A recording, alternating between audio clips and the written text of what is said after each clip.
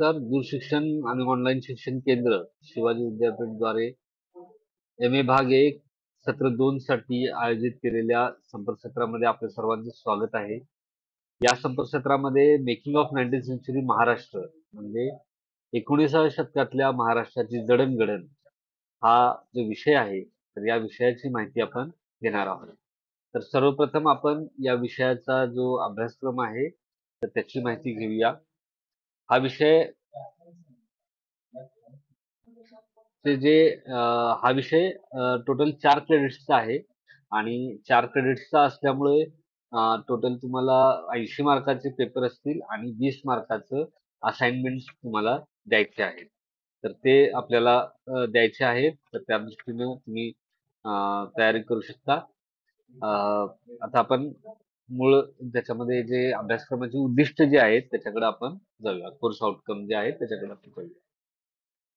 तर हा अभ्यासक्रम शिकल्यानंतर तुम्हाला नेमकं काय माहिती मिळेल किंवा तुम्हाला कुठले स्किल्स येतील त्याच्यामध्ये त्याचा उल्लेख जो आहे तो आपल्याला इथं केलेला दिसतो. तर याच्यामध्ये पहिला मुद्दा आहे की understand the social and economical condition in early 19th century. हा अभ्यासक्रम केल्यानंतर तुम्हाला 19व्या शतकाच्या आरंभी जी काही सामाजिक आणि आर्थिक स्थिती होती महाराष्ट्रातली, तर ती आपल्याला समजून घेता येईल. त्याच्यानंतर explain the causes and objective or administrative changes done by the British. जे ब्रिटिशांद्वारे जे प्रशासकीय बदल या काळामध्ये झाले त्याची कारणं आणि त्याची उद्दिष्ट जे आहेत ती आपल्याला माहिती होती. त्याच्यानंतर तिसरं आहे critically analyse the nature of social reforms. जे सामाजिक सुधारणा ज्या आहेत त्याला त्याच्या स्वरूपाची चिकित्सा करायची आहे, करू शकू. आणि चौथं आहे explain the important changes taking place in the economy of Maharashtra. महाराष्ट्राच्या आर्थिक अर्थव्यवस्थेमध्ये जे काही महत्वाचे बदल घडून आले तर त्याचा देखील अभ्यास आपल्याला याच्याशी करायचा आहे. तर यातला पहिला जो मुद्दा आहे तो आहे social and economic condition early 19th century. हा त्याचा पहिला घटक आहे. याच्यामध्ये आपल्याला caste, untouchability, slavery, position of women याच्या संदर्भातली माहिती घ्यायची आहे.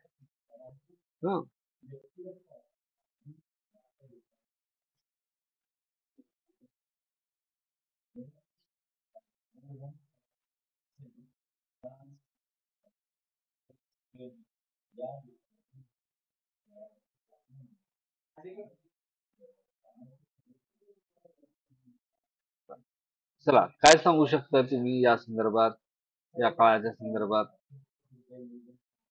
तुम्हाला पण माहिती आहे ना काय नेमकी परिस्थिती होती आपल्याकडं? काय सांगू शकता एकूण? आपल्याला माहिती आहे, आपण ऐकले आता मगाशी पण आपण ज्या संपर्कक्षेत्रामध्ये बोललो त्यामध्ये देखील या संदर्भात आपण चर्चा केलेली आहे. जाती व्यवस्था, ती जाती व्यवस्था कशी होती, म्हणजे त्याच्यामध्ये अस्पृश्यता असेल, म्हणजे जाती व्यवस्था एक मुद्दा झाला. बोला. जाती व्यवस्था सर म्हणजे शूद्र, वैश्य, ते ब्राह्मण अशीच ना? ते नाही, ती वर्ण व्यवस्था झाली. ब्राह्मण, क्षत्रिय, शूद्र, वैश्य नाही का? शूद्र ही वर्ण व्यवस्था आहे आपण म्हणतो. जाती व्यवस्था म्हणजे जाती. बोला शुभांगी, बोला. जाती म्हणजे जे काम आहे त्याच्यावरून जाती व्यवस्था निर्माण केली जात होती त्याला. म्हणजे बलुतेदार आलुतेदार होते, म्हणजे त्याच्यामध्ये न्हावी, सुतार, कुंभार, म्हणजे त्यानुसार ती जाती व्यवस्था त्या ठिकाणी केलेली होती. बरोबर. अजून काय सांगू शकता? बलुतेदार कुठं असतात? शहरामध्ये असतात.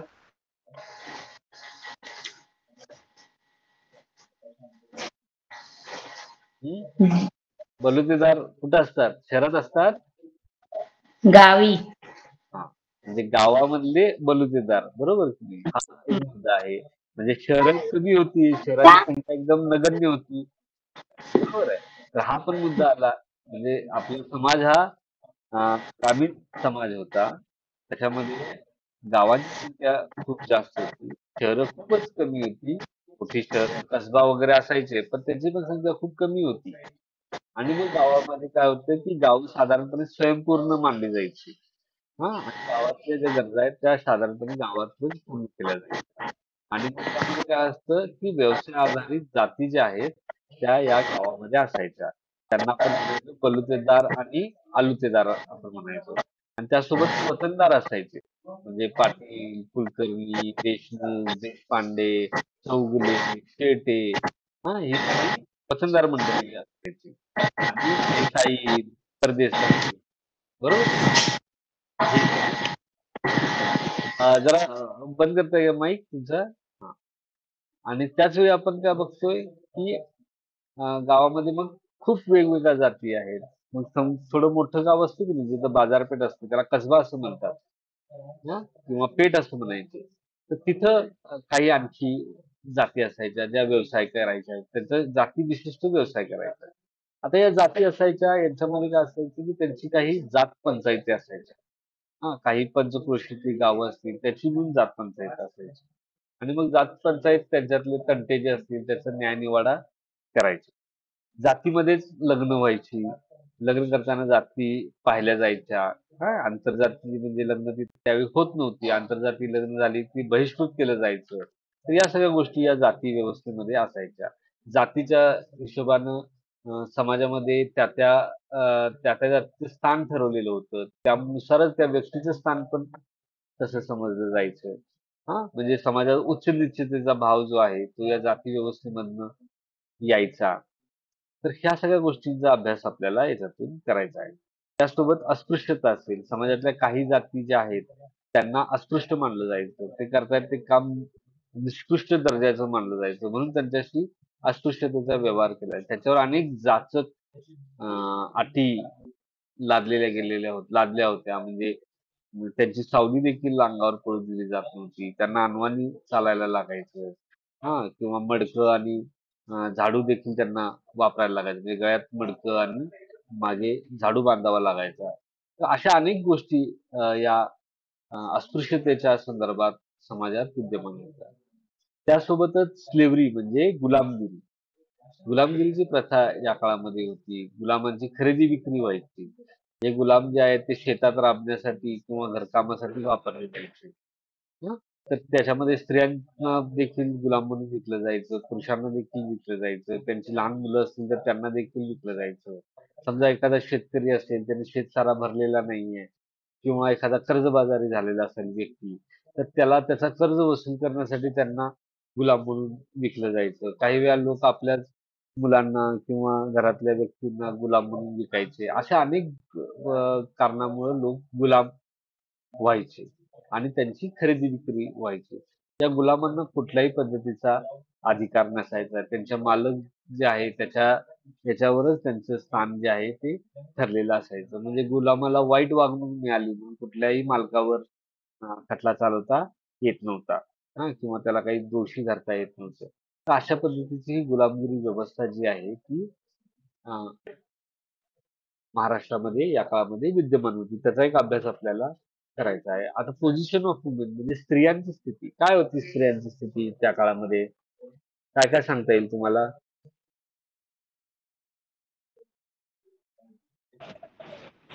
चूल आणि त्यांना मूल एवढं स्त्रियांचं अस्तित्व होतं, त्यांना शिक्षणाचा अधिकार नव्हता. बरोबर. अजून स्त्री फक्त चूल आणि मूल याच्यावरतीच लक्ष द्यायचं होतं त्यावेळी. बरोबर. अजून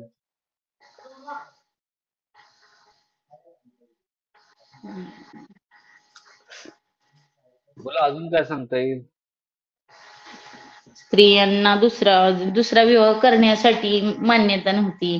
नंतर बरं. स्त्रियांनी म्हणजे 2 पडदा लग्न पद्धत करण्यासाठी त्या बोलताय? पडदा पद्धत पण होती सर त्यावेळेला. नाही, 2 लग्न करण्यासाठी मान्यता नव्हती असं म्हणताय तुम्ही? नाही म्हणजे बालविवाह नंतर त्याच्यानंतर त्यानंतर तिला लग्न करण्याची मान्यता दिली जात नसते. ऐकू नाही आलं नीट. परत एकदा सांगा. लहान वयात मुलीचं लग्न त्यानंतर तिला शिवांगी कुमार त्यावेळेच्या तुमचा लोकांना माईक बंद करा. हा आता बोला. लहान जर वयात लग्न झालं. त्यावेळेच्या मुलींचे लहान वयात जर विवाह झाले असतात सर, तर त्या मुलीचं जर समजा पती किंवा एखादी काही दुःखद घटना घडली असेल तर त्या मुलीला नंतर दुसरं लग्न करण्याची मान्यता त्यावेळेचे लोक देत नव्हते. बरोबर, म्हणजे ते विधवा झाल्या की त्यांना हं. लग्न करता येत नव्हतं. विधवा पुनर्विवाहाला बंदी होती. बरोबर. बंदी होती. हा. विधवा पुनर्विवाहाला, पण तो शब्द उत्तर लिहिताना विधवा पुनर्विवाहाला बंदी होती असं म्हणणार ना. बरोबर. Sorry sir. हा. नाही नाही, असं नाही नाही, बरोबर आहे ते तुम्ही सांगता ते बरोबर, फक्त ते एक्सप्लेन व्हावं. आपण काय करतोय, विधवा पुनर्विवाह म्हटलं की फक्त आपण तेवढ्या शब्दापुरतं त्याचा विचार करतो. त्याच्यातलं या सगळ्या बॅकग्राऊंड जे आहे ना ती आपण त्याच्यात समजून घेतो. म्हणजे कसं की लहान वयात लग्न व्हायची म्हणजे कठोर विवाह जे व्हायचे, जरट विवाह म्हणायचे त्याला. हा, जरट विवाहामध्ये काय असतं की पुरुष हा वयाने जास्त असायचा आणि वय खूप कमी असायचं आणि मग त्याच्यामध्ये हे लोक दगावायचे, 7 वर्ष यायची आणि मग या स्त्रियांचा प्रश्न निर्माण व्हायचा. मग याचा पुनर्विवाह होत नव्हता. काही बहुजन समाजात असेल जो तळातल्या समजल्या जाणाऱ्या जातीच्या माईक ओके. हा, तळातल्या समजल्या जाणाऱ्या जाती ज्या होत्या त्याच्यामध्ये पाट लावण्याची प्रथा होती. हा, ज्याच्यामध्ये समजा एखाद्या स्त्रीचा नवरा मेला किंवा तो सोडून गेला, पळून गेला, परागंदा झाला, हा, किंवा त्याला कैद झाली, त्याला तो आता जन्मभर कैदेतच राहणार आहे, अशी काही स्थिती निर्माण झाली, 2 वर्ष बेपत्ताच झाला, तर अशा वेळी देखील या स्त्रियांना पाट लावून दिलं जायचं त्यांचं, म्हणजे त्यांचं एक लग्न करून दिलं जायचं. तर अशी पण काही स्थिती होती. आणि उच्चभ्रू मानलेल्या काही वरच्या जातीतल्या स्त्रिया आहेत, त्यांच्यामध्ये विधवा पुनर्विवाहाला बंदी होती. हा, किंवा त्यांचा पती जरी निघून गेला तरी त्यांना दुसरं लग्न करता येईल. म्हणजे पती वारला ही एक वेगळी गोष्ट झाली, पण तो परागंदा झाला, पळून गेला, किंवा तो कर्जबाजारी झाला, त्याला कुणीतरी गुलाम पण केलं, तरी त्या स्त्रीने काय करायचं याच्याबद्दल काही त्याच्यासाठी काही म्हणजे मार्ग नव्हता. हं. तर अशी स्थिती त्या काळामध्ये होती. आता तुम्ही म्हणालात शिक्षणाचा अधिकार नव्हता. स्त्रियांना शिक्षणाचा अधिकार नव्हता. हां, त्यांच्यावर घराची जबाबदारी असायची. त्याच्यानंतर आपण बघतोय की अ, त्यांना स्त्रियांना जसं शिक्षणाचा अधिकार नव्हता, तसंच त्यांना इतर कुठलाच अधिकार पण नाहीये. म्हणजे घरच्या निर्णयामध्ये अधिकार नाहीये. हां, मुलांच्या संदर्भात काही अधिकार नव्हते. म्हणजे मुलांची लग्न जी आहेत, ती पण पुरुषच ठरवायचे. बरोबर आहे, वयस्कर पुरुष किंवा जिचं लग्न आहे तिला पण त्या संदर्भात काही मत नव्हतं. तर ही अशी परिस्थिती होती. त्यामुळं परत ते बालविवाह जे व्हायचे त्याच्यात नुकसान स्त्रियांचं मोठ्या प्रमाणात व्हायचं. हां, त्याच्यानंतर आता हे विधवा स्त्रियांचे जे प्रश्न आहेत त्याच्यामध्ये पण त्यांचं शोषण बऱ्याचदा नातेवाईकांकडनं किंवा घरातल्याच लोकांकडनं व्हायचं. तर त्यामुळे नंतरच्या काळात आपण बघतोय की महात्मा फुलेंनी किंवा पंडिता रमाबाई जे आहेत त्यांनी विधवा स्त्रियांसाठी आश्रम सुरू केलेले होते. हां, तर ते त्या सगळ्या गोष्टी ज्या आहेत ते या काळामध्ये या स्त्रियांची जी स्थिती होती त्याच्यामुळे ते घडत होतं. हां, तर अशी एक स्त्रियांची दयनीय स्थिती या काळामध्ये होती 19व्या शतकाच्या सुरुवातीला. त्यानंतर दुसरा जो मुद्दा आहे तो agriculture, industry, trade and commerce. Agriculture हे पारंपरिक पद्धतीचं होतं. खाण्यापिण्याला आवश्यक असलेलं अन्नधान्य उत्पादन या काळामध्ये होत होतं. हां, इंडस्ट्री जी होती ती पारंपरिक उद्योग होते. जसं मी तुम्हाला सांगितलं कापड उद्योग असेल आणि हे जे बलुतेदार जे आहेत, ते ज्या पद्धतीचे उद्योग करत होते ते उद्योग असतील किंवा काही कलाकुसरीच्या वस्तू असतील, काही विशिष्ट पद्धतीचे कापड असेल, हां, म्हणजे सुती कापड, रेशमी कापड, ज्यूटचं कापड, या पद्धतीची कापड व्यवसाय हे पण त्या काळामध्ये चालत होते आणि व्यापार चालत होता.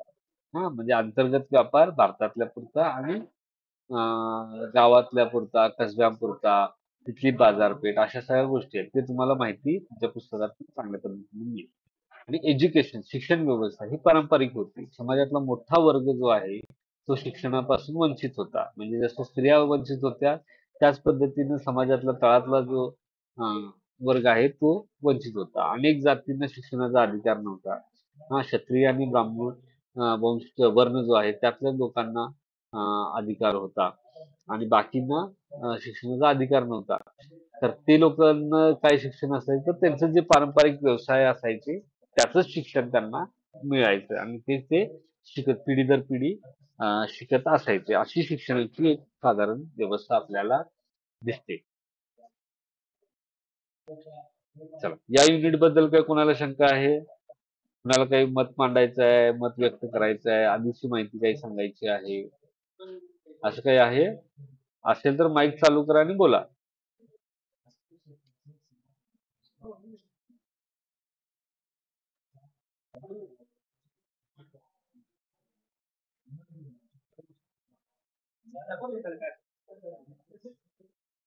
ठीक आहे, तर आपण पुढचा मुद्दा घेऊया. आता जसं आपण मगाशी बोललो की ब्रिटिशांनी भारतात आल्यानंतर एक अनेक बदल केले, वेगवेगळी धोरणं राबवली, पारंपरिक व्यवस्थेपेक्षा वेगळी व्यवस्था निर्माण केली. तर त्याचा अभ्यास आपल्याला याच्यातनं करायचा आहे. महाराष्ट्रापुरतं काय झालं? महाराष्ट्रामध्ये ब्रिटिशांनी रयतवारी व्यवस्था स्थापन केली. रयतवारी व्यवस्था म्हणजे काय, की थेट रयतेकडून शेतसारा वसूल करायचा. जशी त्यांनी बंगालमध्ये कायमधारा व्यवस्था राबवली होती. कायमधारा व्यवस्थामध्ये काय होतं, तिथलं लॉर्ड, काय नाव त्याचं, कॉर्नवॉलिस, नाही, कॉर्नवॉलिस नाही, वॉरन हेस्टिंग जो होता, त्यांनी ही कायमधारा पद्धत आणलेली होती. हा, वॉरन हेस्टिंगच आहे.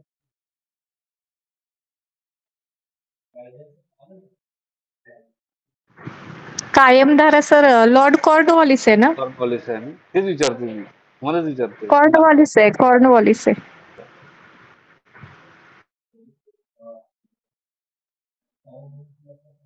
लॉर्ड हेस्टिंग दुहेरी पद्धती त्यानं राबवलेली असं मला आठवते आणि हा जो आहे जमीनदारी व्यवस्था ही बहुतेक कॉर्नवॉलिसच्या काळामध्ये झालेली आहे.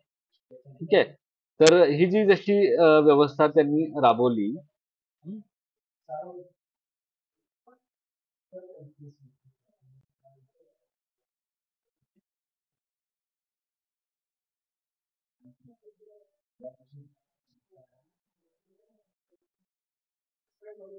एकच सेकंड.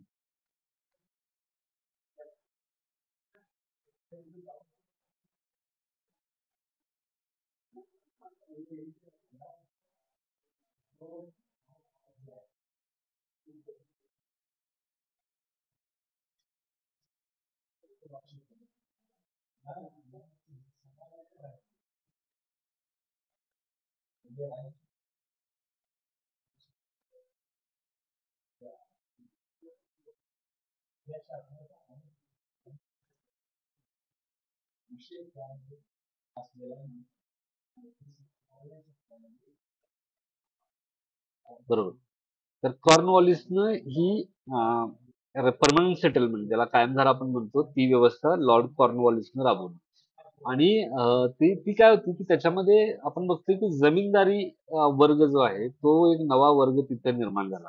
हा, म्हणजे ज्याला आपण आता म्हणतोय की बॅनर्जी, चॅटर्जी, बंडोपाध्याय, चट्टोपाध्याय, हा, किंवा सरकार, जगन्नाथ सरकार मधलं सरकार, टागोर, ही जी सगळी आडनावं आहेत, ही जी नावं आपण ऐकतोय, ही सगळी जमीनदार घराण्यातली, रॉय, ही जी नावं आहेत, बंगाली नावं आपण ऐकतो, ही सगळी जमीनदारी वर्ग आहे. या वर्गातली नावं जी आहे, ही व्यवस्था जी आहे ती बंगालमध्ये त्यांनी राबवली आणि यातनं एक जमीनदारांचा वर्ग जो ब्रिटिशांशी जोडलेला आहे, ब्रिटिशांशी काय म्हणतात त्याला, निष्ठेनं आहे, असा वर्ग तिथं निर्माण झाला. आणि या सगळ्या जमीनदारांचं मोठ्या प्रमाणात जनतेचं शोषण करून ते आपलं सगळं ऐशोआरामाचं जीवन जगत होते. देवदास सिनेमा पाहिला ना तुम्ही? पाहिला का देवदास सिनेमा शाहरुख खानचा?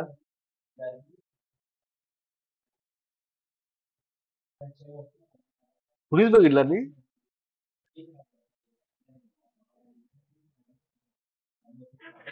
तुम्ही पाहिला म्हणले की मी प्रश्न विचारणार म्हणून परत तुम्ही कोण सांगणार नाही असं होय. काय काय कोण असतो तो? देवदास कोण असतो?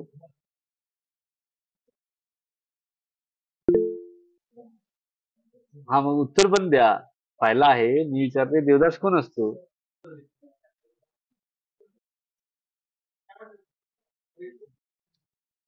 देवदास कोण असतो?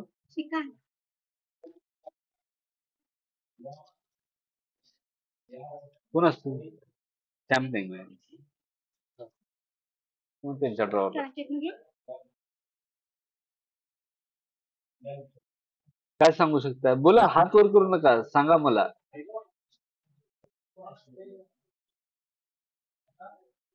माईक चालू करा आणि बोला.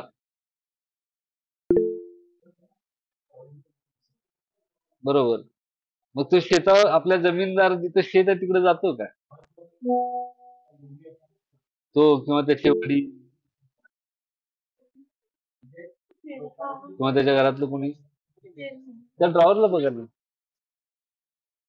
मग नाही शोधून द्याल.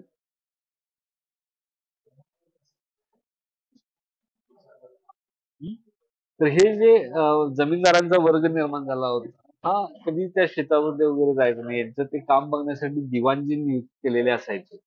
हा आणि ते दिवाणजी ते सगळं बघायचे आणि मग जनतेचं काय चाललंय वगैरे त्याच्याशी त्यांना काही देणं घेणं नसायचं. आपल्याला जेवढा सारा जो ठरलेला आहे तो जमा करणं त्यांना आवश्यक होतं आणि त्यानुसार ते शेतकऱ्यांवर जुलूम करून ते हे करत होते म्हणजे तो वसूल करायचे.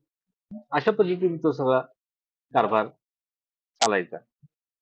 आता आपण ज्यावेळी महाराष्ट्र संदर्भात बघतो, आता हे कॉर्नवॉलिसच्या काळामध्ये झालं. कॉर्नवॉलिसने जशी बंगालमध्ये ही व्यवस्था निर्माण केली, त्याच्यातनं काय आलं की आता शेतसारा एकदम कायमचा ठरवला आहे. त्याच्यामुळे ब्रिटिशांना सारा वसुली जी आहे ती वाढवण्यासाठी, उत्पादन वाढवण्यासाठी म्हणजे कर वसुली वाढवण्यासाठी काही संधी नसायची. म्हणून ब्रिटिशांना पण ती व्यवस्था थोडी प्रॉब्लेमॅटिक वाटत होती. पण तिथे ते चालू होतं काम त्याचं. आणि याच्यातनं काय झालं की दुसरं जी कुळांची बंड जी असायची, शेतकऱ्यांचे बंड जे आहेत ते मोठ्या प्रमाणात व्हायचे. ते बंगालमध्ये बऱ्याचदा झालेलं आपण बघतो. त्याच्यानंतर हे जे फ्लॉज होते, जे त्याच्यातले प्रॉब्लेम्स होते, त्याला अनुसरून मद्रासमध्ये ब्रिटिशांचा एक थॉमस मनरो नावाचा एक अधिकारी तिथला गव्हर्नर होता. तर मनरोनं तिथे एक नवीन व्यवस्था बनवली. त्याला ते म्हणायचे महालवारी व्यवस्था. हं. महालवारी व्यवस्था काय असायची याच्यामध्ये एक संपूर्ण कुणाला तरी ही जमिनीचा पट्टा म्हणजे हजारो एकर जमीन, शेकडो एकर जमीन एखाद्याच व्यक्तीला देण्याऐवजी एक युनिट बनवायचं. जसं आपला एक तालुका आहे, सर्कल आहे. त्या पद्धतीचं युनिट बनवायचं आणि त्या युनिटच्या माध्यमातनं आपण त्या तिथून सारा वसुली करायची. या पद्धतीचं धोरण जे आहे ते या थॉमस मनरोनं राबवलं. याच्यातनं काय झालं, की हे महाल जे आहेत किंवा जे सर्कल आहेत त्याच्यासाठी सर्कल अधिकारी जसा असतो किंवा तहसीलदार जसा असतो, हां, तर यांच्या माध्यमातून ही वसुली जी आहे ती व्हायला लागली. म्हणजे एक प्रशासन व्यवस्था आली.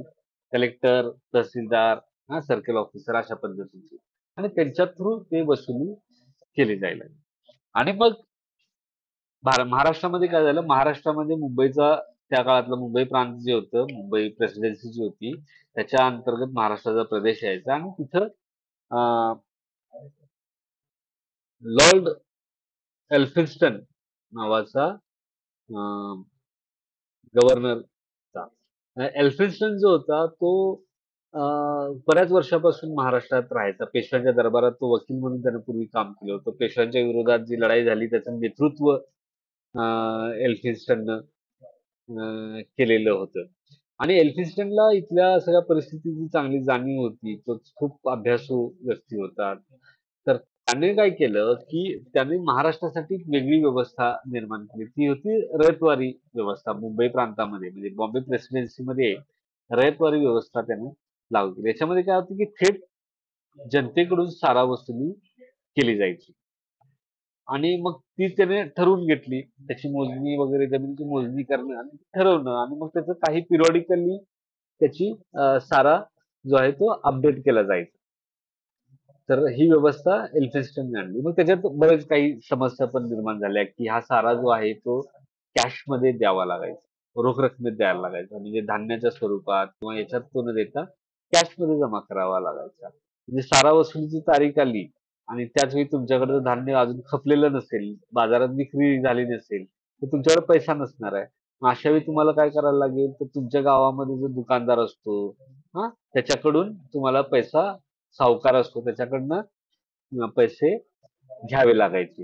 हां, हे सावकार साधारणपणे अ, अ, ब्राह्मण किंवा मारवाडी असायचे. ब्राह्मण किंवा मारवाडी असायचे. मग त्यांच्याकडनं ते घ्यायचे आणि मग त्याच्या बदल्यात मग जमिनी यावेळी काय होतं, की खरेदी-विक्री जमिनीचं होण्याचं प्रमाण झालं होतं. कारण कोर्ट आलं होतं, महसूल व्यवस्था होती, कलेक्टर वगैरे असायचे. याच्या माध्यमातून जमिनीचे व्यवहार व्हायचे. तर तर ते काय करायचे, की कर्ज खतावर शेतकऱ्यांकडनं जमिनी लिहून घ्यायचे. मग ते कर्ज फेडलं नाही, की त्या जमिनी ते आपल्या ताब्यात घ्यायचे आणि मग त्याचे कोर्ट केसेस व्हायचे. मग शेतकऱ्यांना ते कोर्ट केसेस चालायचे नाहीत. हां, म्हणजे चालवता येत नव्हते कारण त्यांना खर्च आणि त्यातलं ज्ञान नव्हतं.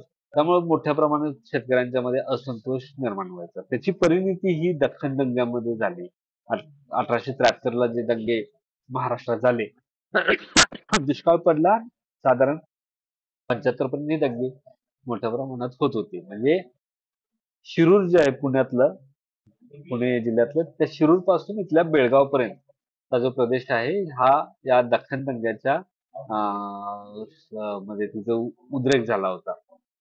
त्याच्यामध्ये मग या सावकारांच्या वर जे आहेत ते शेतकऱ्यांनी हल्ले केले होते. त्यांच्या ज्या कर्ज खतं जी असायची किंवा वह्या ज्या असायच्या हिशोबाच्या त्या जाळायचे म्हणजे ते रेकॉर्ड नष्ट करायचे. तर अशी हे सगळे या रयतवारी व्यवस्थेतनं झालेले आहे. हां, तर त्याचा तुम्हाला अभ्यास करायचा आहे. Introduction to western legal system. हां, म्हणजे भारतामध्ये महाराष्ट्रामध्ये जज वगैरे जे आहेत, व्यवस्था म्हणजे न्यायालयांची स्थापना केली. स्थानिक पातळीवर न्यायालय, जिल्हा कोर्ट, मग हायकोर्ट झालं. मुंबई, कलकत्ता आणि मद्रास या हायकोर्टाची स्थापना ब्रिटिशांनी केलेली होती आणि स्थानिक पातळीवर सेशन्स कोर्ट्स असायचे. तर ते यांनी निर्माण केले. फौजदारी कायदे असतील, वैयक्तिक कायदे असतील, हे ब्रिटिशांनी तयार केले. त्याचा एक आपल्याला अभ्यास त्यातून करायचा आहे. आणि त्याचसोबतच आधुनिक शिक्षण, आता आधुनिक शिक्षणाबद्दल आपण खूप बोललोय. तर त्याचं रिपिटेशन करत नाही, की ब्रिटिशांनी भारतामध्ये जशा पद्धतीने शिक्षण व्यवस्था निर्माण केली, तशी महाराष्ट्रामध्ये पण त्यांनी केली. मुंबई विद्यापीठ जे आहे ते 1858 ला स्थापन झालेलं होतं आणि त्यासोबतच कॉलेजेस जे आहेत, शाळा ज्या आहेत, त्या सुरू केलेल्या होत्या. तर ते आपल्याला त्याच्यातनं एक अभ्यास करायचा आहे. ठीक आहे. याच्यात काही कुणाला शंका आहे? पुढचा घटक घेऊ. तर सोशल रिफॉर्म मुवमेंट जे आहे त्याच्याबद्दल आपल्याला थोडी माहिती याच्यातनं घ्यायची आहे. म्हणजे ख्रिश्चन मिशनऱ्यांनी याच्यामध्ये काय काम केलं म्हणजे अं,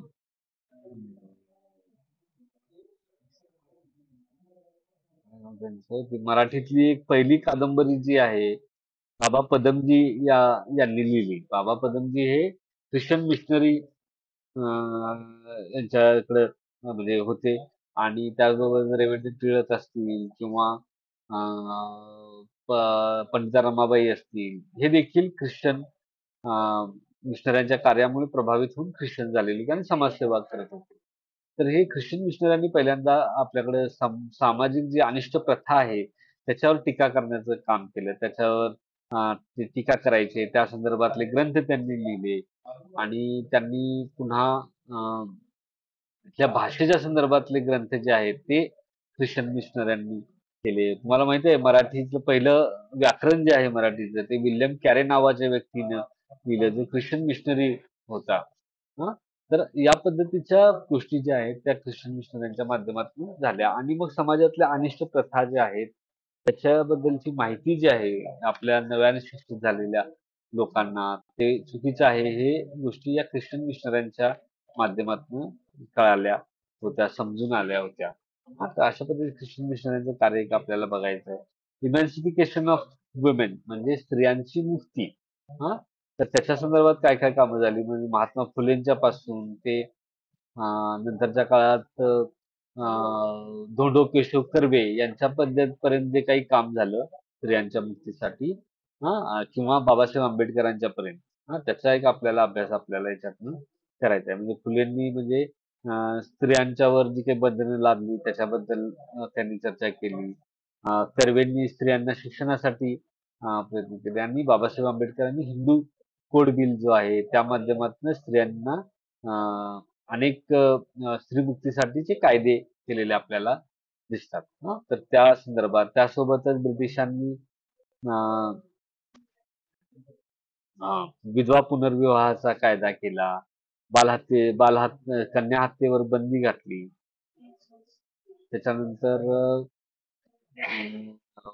लग्नाचं वय ठरवलं. त्याला शारदा ऍक्ट असं म्हणतात. त्याच्यामध्ये एज ऑफ कन्सेंट असं इंग्लिशमध्ये आपण त्याला म्हणतो. त्याच्यामध्ये लग्नाचं वय काय असावं हे ब्रिटिशांनी ठरवून दिलं. असे अनेक कायदे ब्रिटिशांनी केले ते आपल्याला याच्यातून अभ्यासायचे म्हणजे समाजसेवकांनी केलेलं कार्य, समाज सुधारकांनी केलेलं कार्य आणि ब्रिटिशांनी केलेले कायदे असं त्याला अभ्यासायचं आहे. इरॅडिकेशन ऑफ अनटचेबिलिटी आणि अबॉलिशन ऑफ कास्ट डिस्टिंक्शन. म्हणजे अनटचेबल अस्पृश्यतेचं निवारण आणि जाती आधारित भेदभाव जे आहेत ते नष्ट करणं हे जे काम झालं त्याच्याबद्दलची माहिती आपल्याला याच्यात घ्यायची आहे. समाज सुधारकांनी केलेलं काम या संदर्भात. मग त्यामध्ये विठ्ठल रामजी शिंदे असतील, महात्मा फुले आहे, शाहू महाराज आहेत, यांनी केलेली जी सगळी काम आहे, बाबासाहेब आंबेडकर आहे यांनी केलेलं काम आहे, या सगळ्या गोष्टींचा आपल्याला अभ्यास आपल्याला याच्यातून करायचा आहे. आणि रोल ऑफ प्रेस मग जसं म्हणालो मी जसं राष्ट्रवादाच्या वाढीमध्ये प्रसारामध्ये राष्ट्रीय जागृतीच्या प्रसारामध्ये जसं प्रेसची, वर्तमानपत्रांची, मासिकांची भूमिका होती, ग्रंथांची, छपाई कलेची भूमिका जी होती, तीच भूमिका या सोशल रिफॉर्म मध्ये त्यांची होती. ज्यांच्या माध्यमातून लोकांतनं समाज सुधारणेचा प्रसार जो आहे तो मोठ्या प्रमाणात झालेला आहे. तर ते आपल्याला याच्यातनं बघायचं. बाळशास्त्री जांभेकर यांनी पहिलं वृत्तपत्र सुरू केलं होतं. आणि त्याच्यानंतर बऱ्याच अनेक वृत्तपत्र, मासिक, नियतकालिक सुरू झाली. त्याचा एक आपल्याला आढावा त्याच्यातून घ्यायचा आहे. ठीक आहे, याच्यात काही शंका आहे कुणाला?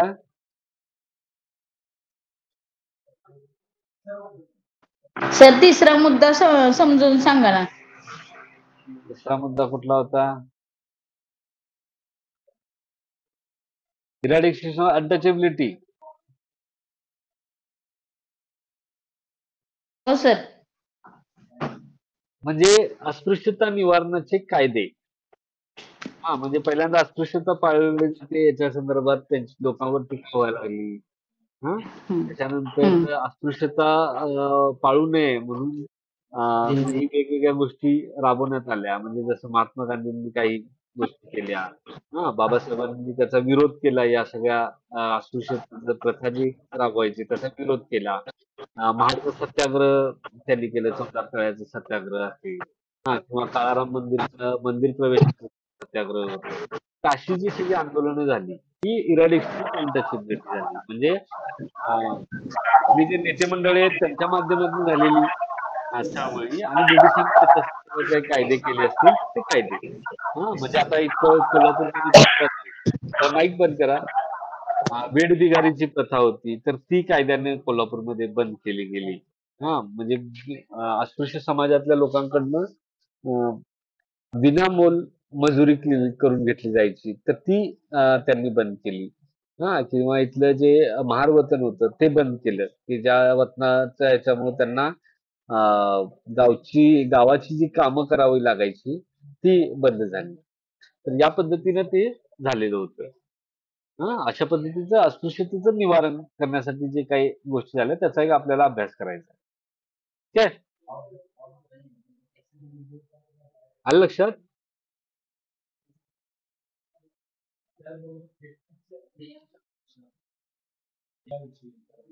पुढे जाऊया. आता आपण पुढचा मुद्दा घेऊया. त्याच्यामध्ये इकॉनॉमीच्या संदर्भात आहे. म्हणजे जसं मी तुम्हाला मगाशी म्हणालो की ब्रिटिशांनी काय केलं की शेतीचं पॅटर्न बदलला. जसं आपण काल पण चर्चा केलेली होती. ब्रिटिशांनी शेतीचा पॅटर्न बदलला. शेतीचं उत्पादन हे इंग्लंडमधल्या कारखान्यांसाठी व्हायला लागलं. त्यामुळे नगदी पिकांचं उत्पादन जे आहे ते मोठ्या प्रमाणात होऊ लागलं. ते कापूस असेल, ताग असेल, नीळ असेल किंवा इव्हन शुगरकेन साखरेसाठी शुगरकेन जे आहे याचं उत्पादन या नगदी पिकं म्हणतो. तंबाखू असेल याचं उत्पादन जे आहे ते मोठ्या प्रमाणात वाढलं. आणि याच्यामुळे काय झालं की शेतीचं कमर्शियलायझेशन म्हणजे त्याला काय व्यापारीकरण शेतीचं व्यापारीकरण मोठ्या प्रमाणात समाजामध्ये झालेलं आपल्याला दिसतं. आता हे व्यापारीकरण जसं व्यापारासाठी आवश्यक वस्तू हे उत्पादन करणं, शेती उत्पादन करणं असं जसं आहे त्याच पद्धतीने शेत जमीन जी आहे तिची खरेदी विक्री पण आता करता येऊ लागली. म्हणजे कायदे आले, कोर्ट आलं, रेव्हेन्यू अधिकारी आले, कलेक्टर, तहसीलदार. त्यामुळं शेतीची खरेदी विक्री देखील होऊ लागली. हे त्याचे परिणाम झाले आणि त्याच्यातनं रयतवारीमधले काही अव्यवस्था असेल, जो सारा त्यांना द्यावा लागायचा कॅशमध्ये. दुष्काळ पडला तर मग पैसा कुठून आणायचा? अशा वेळी शेतजमिनी गहाण ठेवल्या जायच्या आणि मग शेतजमिनी गहाण ठेवल्या तर मग ते त्याच्यावर नंतरच्या काळात कर्ज फिटलं नाही तर त्याच्यावर जप्ती यायची. त्यातनं शेतकऱ्यांच्या मध्ये मोठ्या प्रमाणात असंतोष निर्माण झाला होता आणि त्यात मग एक 1873 ला वगैरे जो दुष्काळ पडला आणि त्यातनं आपल्याला दख्खन दंगल जी आहे ती झालेली आपल्याला दिसते. त्याला डेक्कन रॉयट्स असं म्हणतात. तर त्याचा आपल्याला अभ्यास त्याच्यातनं करायचा आहे. आता ग्रोथ ऑफ मॉडर्न इंडस्ट्रीज म्हणजे महाराष्ट्रामध्ये मुंबई आपल्याकडे होतं आणि मुंबईमध्ये आपल्याला असं दिसतं की काही भारतीयांनी आपल्या कापड गिरण्या ज्या आहेत त्या उभ्या केलेल्या होत्या. म्हणजे कॉटन मिल जे आहे त्याला आपण म्हणतो ती उभी राहिली. म्हणजे टाटांची स्वतःची एक कापड हे होतं गिरणी होती. तर अशा अनेक गिरण्या या काळामध्ये उभ्या राहिल्या. त्याचा एक अभ्यास आपल्याला याच्यातून करायचा आहे. त्यानंतर तिसरा जो मुद्दा आहे तो rise of working class movement, impact of factory act, role of Narayan निगाशी लोखंडे. म्हणजे आता कापड गिरण्या वगैरे ज्या उभ्या राहू लागल्या, कारखाने उभे राहू लागले, त्यातनं एक कामगार जे आहेत म्हणजे पहिल्यांदा शहरांचा विकास होऊ लागला. लोकांचं गावातून शहराकडे स्थलांतर होऊ लागलं. आणि हे जे स्थलांतरित लोक आहेत हे कारखान्यामध्ये कामाला जाऊ लागले आणि त्याच्यातून त्यांचा एक कामगारांचा वर्ग निर्माण झाला. आता साठी काहीच अधिकार नव्हते. मग ब्रिटिशांनी कारखान्यासाठी काही फॅक्टरी ऍक्ट निर्माण केलेले होते.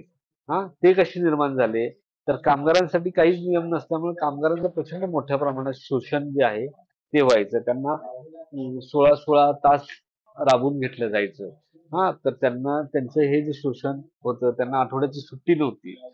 तर त्या विरोधात जे आहे कामगारांची संघटना उभी करून त्याच्या विरोधात आंदोलन जे आहे ते नारायण मेघाजी लोखंडे यांनी केलं. नारायण मेघाजी लोखंडे हे सत्यशोधक विचारांचे होते. महात्मा फुलेंचे अनुयायी होते. तर त्यांनी ते आंदोलन उभं केलं आणि पहिल्यांदा भारतातली म्हणा पहिली कामगार संघटना उभा करण्याचं काम जे आहे ते नारायण मेघाजी लोखंडे यांनी केलं. तर हँड मिल्स असोसिएशन असं त्याला म्हणतात. कामगार संघटना त्यांनी उभी केली आणि या कामगार संघटनेच्या माध्यमातून त्यांनी आंदोलन करून कामगारांसाठी कामाचे तास ठरवले आणि त्यासोबतच त्यांना एक साप्ताहिक सुट्टी ठरवली. आता जी रविवारची जी सुट्टी ऑफिसेस कारखान्यांना असते ती या आंदोलनामुळे मिळालेली सुट्टी आहे, साप्ताहिक सुट्टी. ठीक आहे. तर अशा पद्धतीनं हे कामगार चळवळीचा देखील आपल्याला अभ्यास याच्यातनं करायचा. तर अशा पद्धतीने आधुनिक महाराष्ट्र ज्या पद्धतीने त्याची जडणघडण झाली तेव्हा आपल्याला याच्यातून अभ्यास करायचा आहे. तुमच्या पुस्तकामध्ये हे सगळं डिटेल्स मध्ये आहे. त्याच्यातलं काही कॉमन धागे जे आहेत ते मी सांगण्याचा या संपर्कसत्रातून प्रयत्न केला. तुम्हाला काही शंका असतील तर विचारा.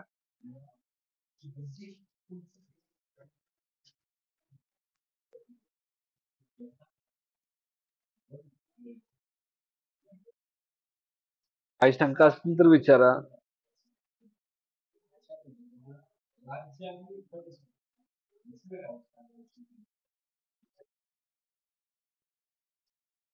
शंका असतील तर माईक चालू करून थेट विचारा. नसतील तर आपण थांबूया.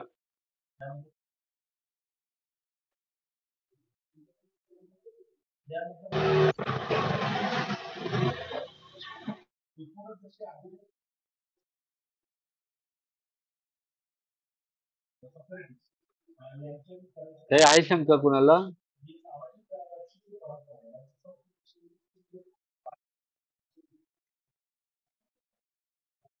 ठीक आहे, काही शंका नसतील तर आपण थांबूया.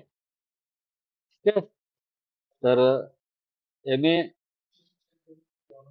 इतिहास सत्र 2 साठी आयोजित या संपर्कसत्रामध्ये आपण सर्वजण सहभागी झालात, त्याबद्दल आपल्या सर्वांचे आभार.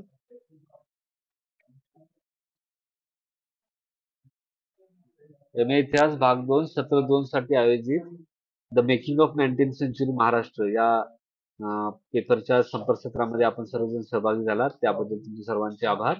धन्यवाद.